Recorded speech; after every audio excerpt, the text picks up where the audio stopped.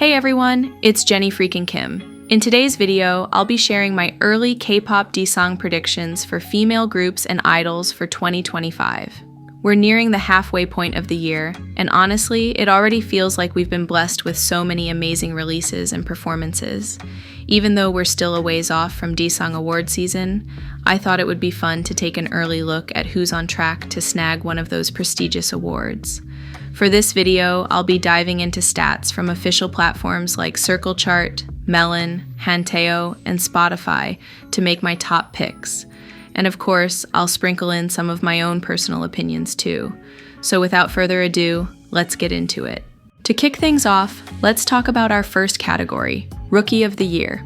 Now, I know that for most award shows, this technically isn't considered a daesang. But since it's an award you only get one shot at winning, I personally see it as just as valuable. I think it's safe to say that Rookie of the Year is shaping up to be a battle between two standout groups, starting with Starship's latest addition, Kiki. Here's a snapshot of their stats as of April 2025. Kiki had a really strong debut and definitely deserves to be in the conversation for Rookie of the Year. Their song, I Do Me, is currently sitting at number 17 on Melon's Top 100, proving they have what it takes to make a hit in the competitive world of K-pop. Looking at their global reach, they're also ranked number 17 on Hanteo's global chart and number 29 on Circle Chart. Pretty impressive for a group that's only been active for just over a month. Their debut album Uncut Gem is also doing really well, with nearly 250,000 physical copies sold so far, which is an amazing achievement for a rookie group. If we check their Spotify numbers, I Do Me has over 10 million streams, massively outperforming the rest of their tracks. On top of that, Kiki has already reached nearly 2 million monthly listeners since debuting. All in all, Kiki has had an incredibly solid start and is quickly establishing themselves as a formidable fifth-generation group. Of course, it's still early in the year, so things could change. But as of right now, I definitely think they have a strong shot at taking home the Rookie of the Year award.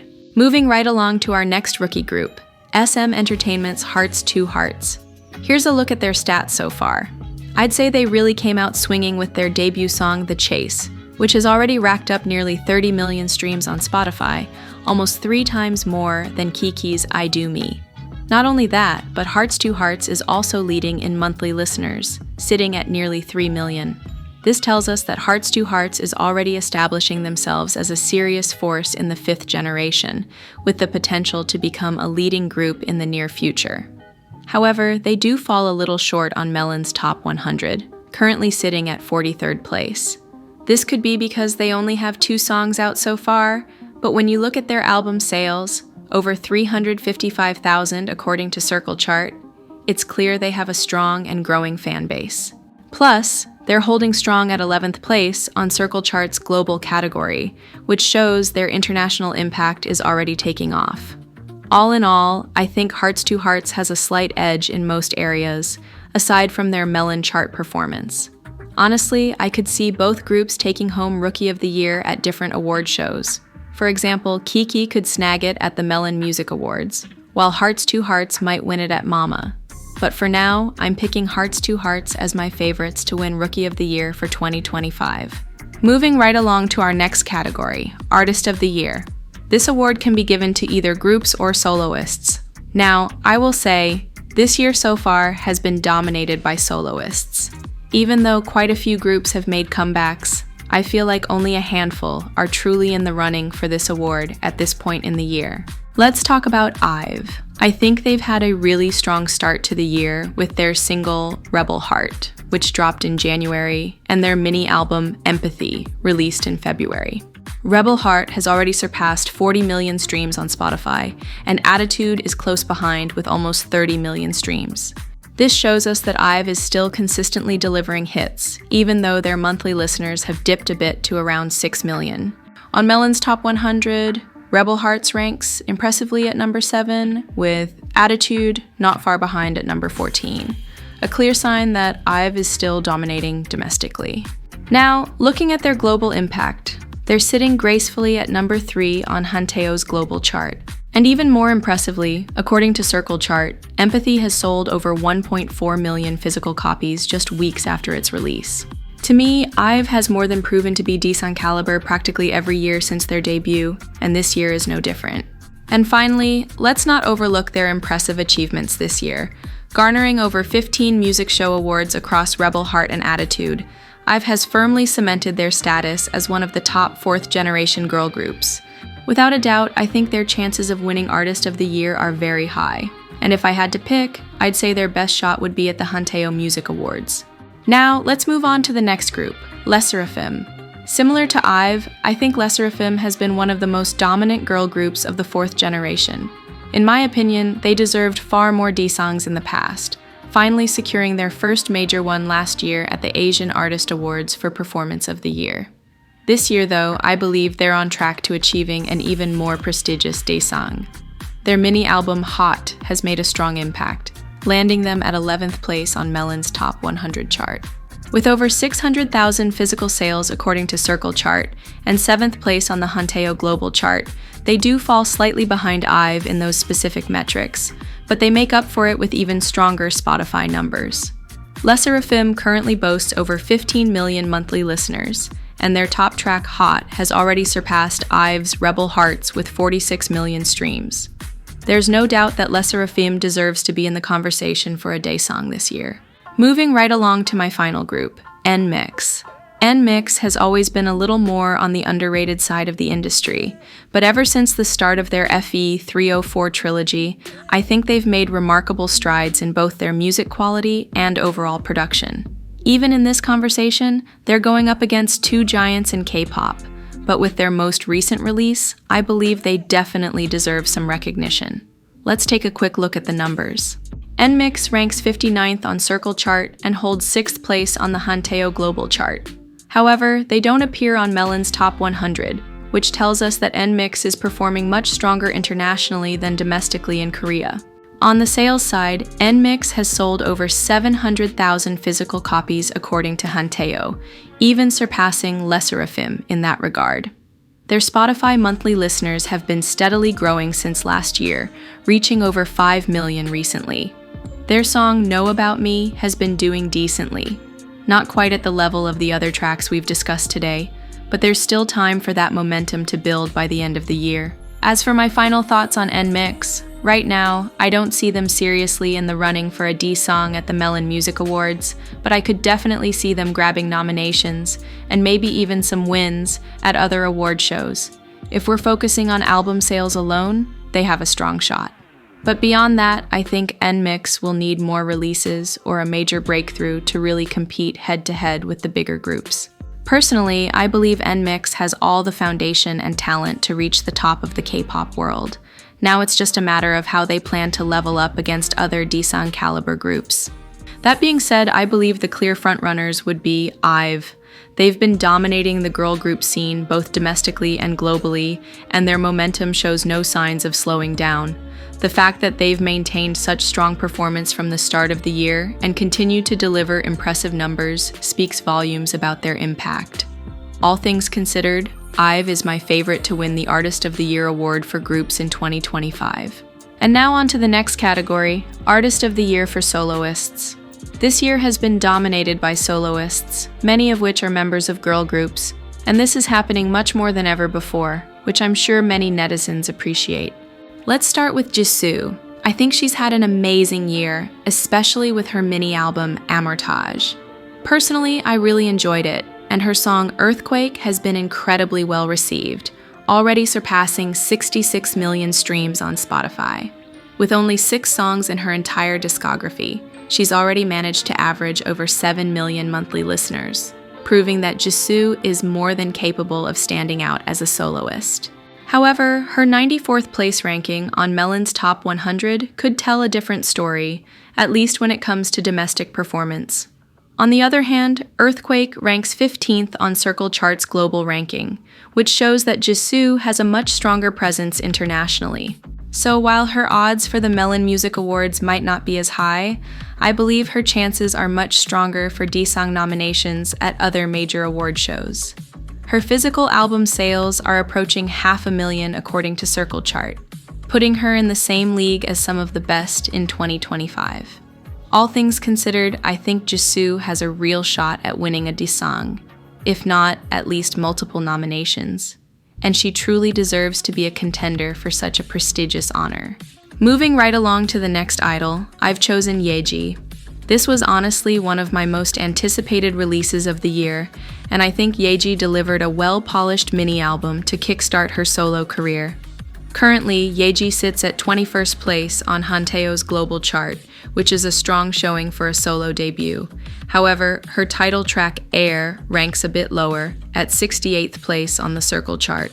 What really surprised me though is her physical album sales. She sold almost 250,000 copies, placing her in 8th place, just ahead of Lisa's Alter Ego album, which has sold around 140,000 copies according to Hanteo.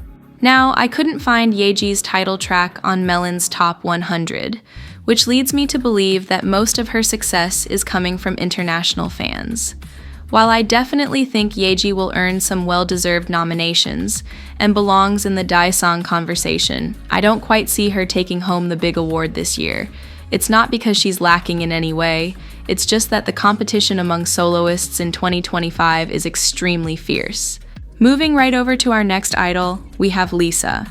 From what I can tell, there was a lot of hype surrounding Lisa's first full solo album, Alter Ego, myself included, but I have to admit, the album as a whole felt a bit underwhelming in terms of song quality.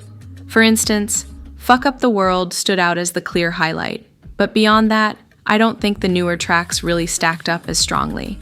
Most of the songs that are performing exceptionally well were actually released before the full album dropped, with Born Again being the only standout from 2025 itself.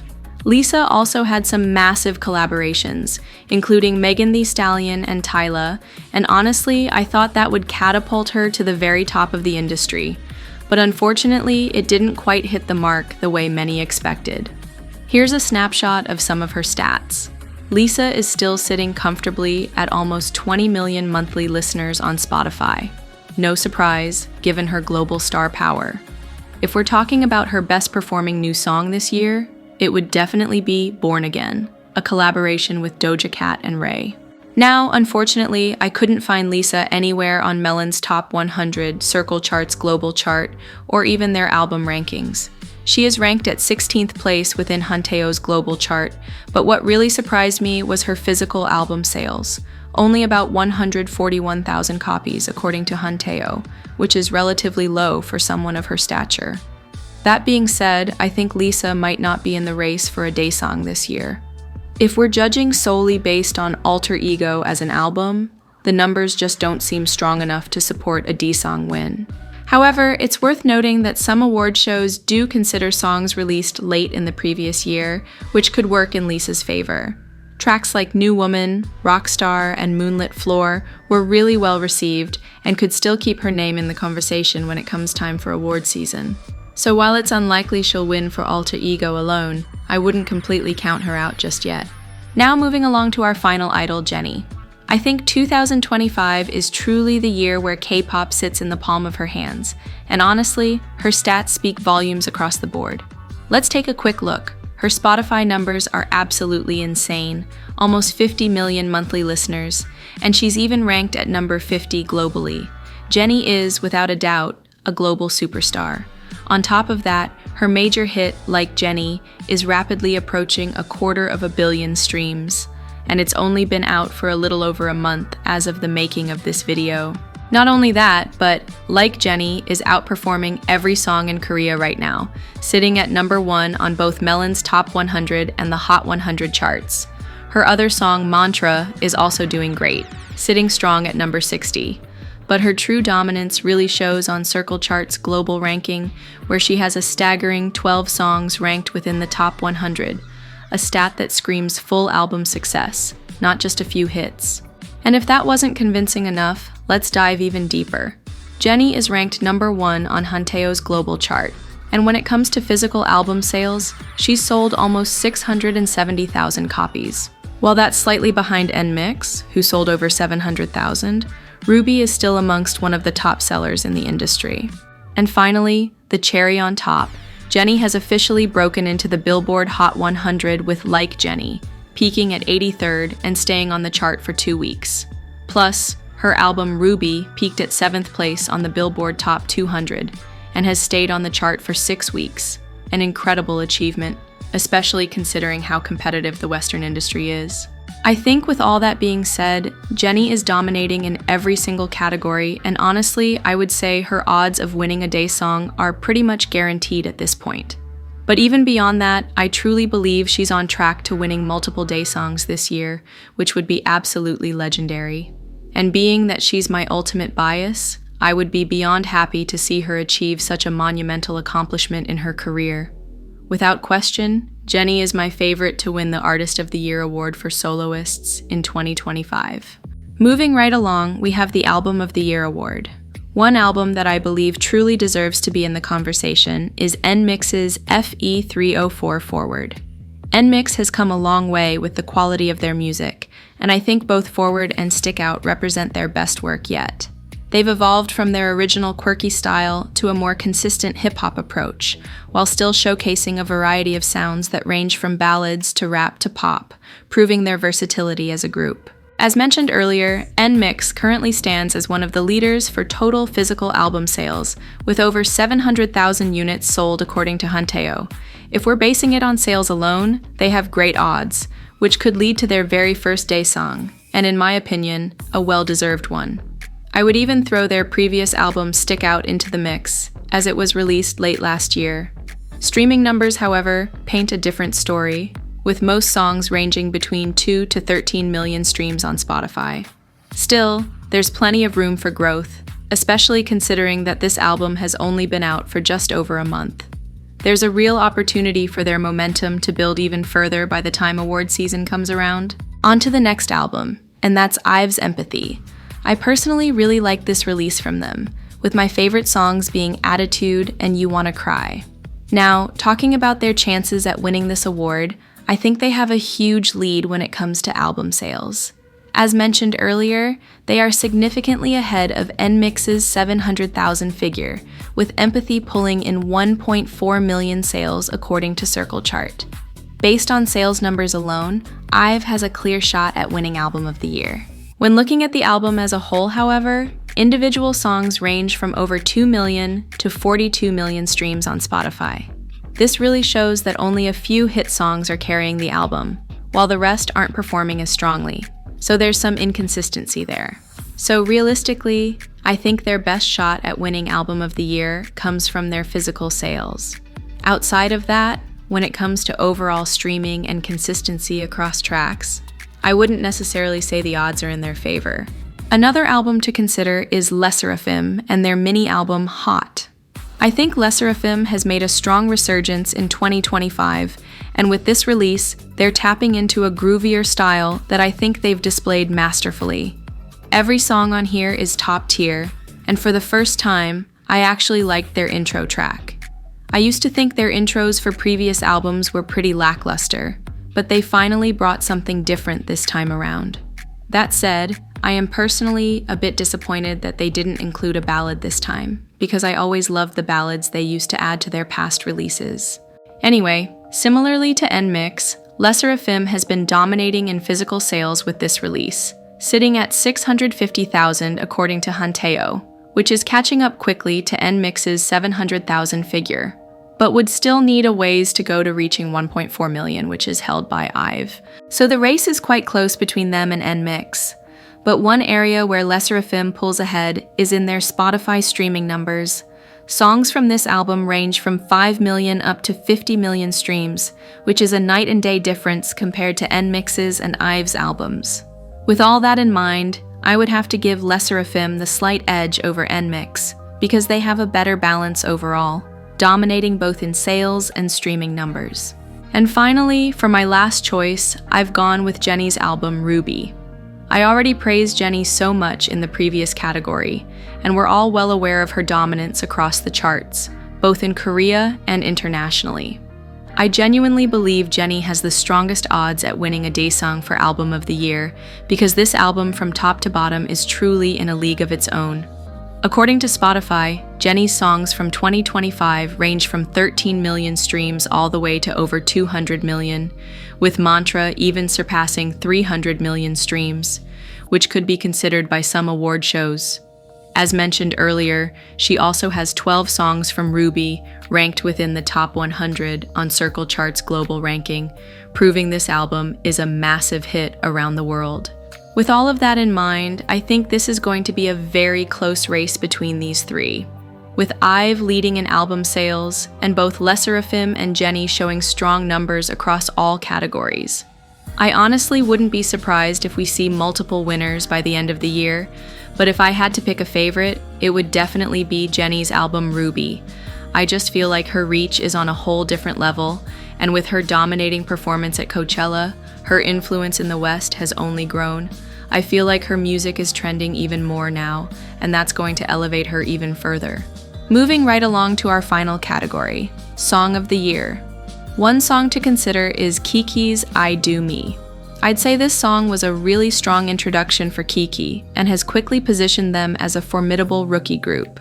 Looking at the stats, they're performing very well. Ranked 17th on Melon's Top 100 and 29th on Circle Chart's global ranking, which proves the song is being well received both in South Korea and internationally. However, their Spotify streams for I Do Me are just over 10 million, which isn't the best compared to some of the heavy hitters. Overall, I think it's safe to say Kiki has a good shot at getting a few nominations for Song of the Year, but probably not a win. Moving over to the next dominant rookie group, we have Hearts to Hearts with their debut song, The Chase. Personally, I like this song a bit more than Kiki's I Do Me, and they're performing slightly better on Spotify, sitting at almost 30 million streams. They're also ranked 11th on Circle Chart's global ranking, which is really impressive. However, they do fall slightly behind on Hanteo's chart at 37th place, and even on Melon's Top 100 where they sit at 43rd place. These numbers tell us that Hearts to Hearts is slightly stronger internationally, while Kiki is hands down more dominant within South Korea. Overall, I'd say Hearts to Hearts has decent odds at getting nominated, but probably not a strong chance at winning this award in particular. Moving right along, we have Jisoo with her hit song, Earthquake. This one feels a lot more lopsided, as the song is performing very well on Spotify with over 66 million streams, and is even ranked at number 15 on Circle Chart's global ranking. However, it falls short in pretty much every other area. It's ranked at number 74 on Hanteo's digital chart, and even as low as 94 on Melon's Top 100. All in all, while it's doing very well internationally, it's a bit underwhelming domestically, so unfortunately, I don't think Jisoo really has a shot at winning a daesang with this song, but she may still pick up some international awards. Up next, I have chosen IVE with their song Attitude. This is personally my favorite song from them this year, and I think they are headed in the right direction with their quality of work compared to last year. This song is on par with Hearts to Hearts The Chase on Spotify streams, reaching over 30 million. It's also doing very well on Melon's Top 100, sitting at 14th place, 17th place on Circle Chart's global ranking, 11th on their digital chart, and 8th place on Hanteo.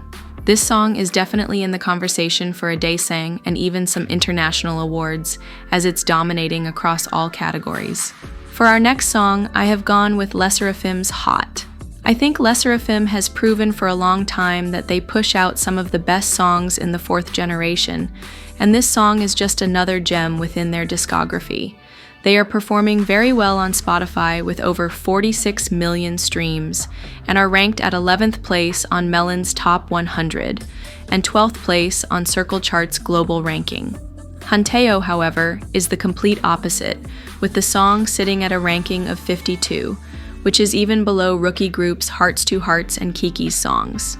That being said, I still think LE SSERAFIM has great odds at winning a daesang this year, particularly within the Melon Music Awards and Circle Chart. I think they may even have a chance at winning some international awards, but so far I think it's neck and neck between them and IVE. Now let's talk about another IVE song, Rebel Heart.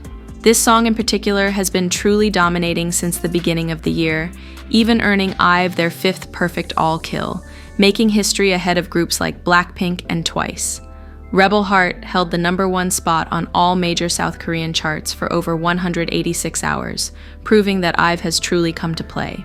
As of the making of this video, the song is still performing strong, sitting at 7th place on Melon's Top 100, 6th place on Circle's digital chart, and number 2 on Hanteo's chart, making it one of the frontrunners for a daesang this year.